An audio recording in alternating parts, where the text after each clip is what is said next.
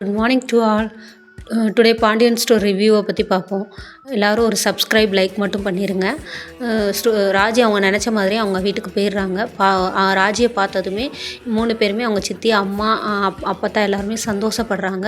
பட்டு ராஜிகிட்ட நல்லா பேசுகிறாங்க. அந்த டயத்தில் சக்திவேலும் முத்துவேலும் வந்துடுறாங்க. முத்துவேலு பார்த்துட்டு ரொம்ப அமைதியாக இருக்கார்.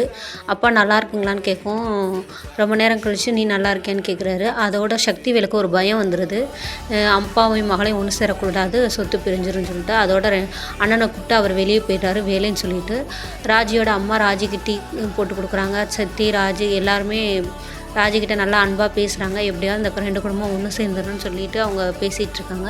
அதோட ராஜி ரொம்ப சந்தோஷமாக பேசிட்டு அவங்க வீட்டிலேருந்து கிளம்புறாங்க. கோமதி எதிர்பார்த்துக்கிட்டே இருக்காங்க. ஏதாவது சண்டை கண்டை வந்துருமோ என்னமோ இன்னும் வரக்கானா. மீனா அத்தை அதெல்லாம் வந்துடாது, ராஜி நல்லபடியாக பேசிட்டு வருவான்னு சொல்லுவோம். ராஜி அதே போல் வீட்டை விட்டு வெளியே வரா. வந்தது பார்த்துட்டு சந்தோஷமாக வீட்டுக்கு வரா. அதை பார்த்துட்டு கோமதிக்கு ரொம்ப சந்தோஷமாக இருக்குது. இதுக்கு எல்லோரும் சக்திவேலும் அவள் பையனும் பேசுகிறாங்க.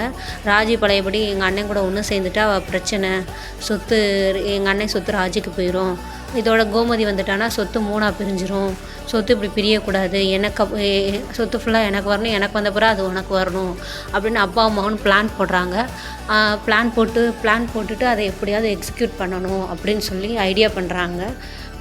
பண்ணிவிட்டு இதுக்கிடையில் கோமதி வந்து கேட்குறா, எதுவும் பிரச்சனை வரலையா, இல்லை சந்தோஷமாக இருந்தாங்க, உங்களை கூட்டிகிட்டு வரலான்னு ரொம்ப கவலைப்பட்டாங்க. அப்போத்தா நம்ம அடுத்த தடவை 2 பேரும் சேர்ந்து போகலான்னு. கோமதி பயப்படுறாங்க. இல்லை நான் வரல, நீ போயிட்டு வா, நீ சேர்ந்தது எனக்கு சந்தோஷம், உங்ககிட்ட எல்லோரும் பேசுகிறதே சந்தோஷன்றாங்க.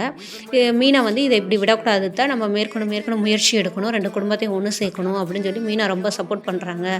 அதுக்கு தான் மீனா ஒரு ஐடியா கொடுக்குறாங்க. நம்மளுக்கு அந்த குடும்பம் உதவுனதுக்கு அவங்களுக்கு நன்றி செலுத்தும் வகையில் அவங்களுக்கு ஒரு விருந்து வைப்போன்றாங்க. தேங்க்யூ.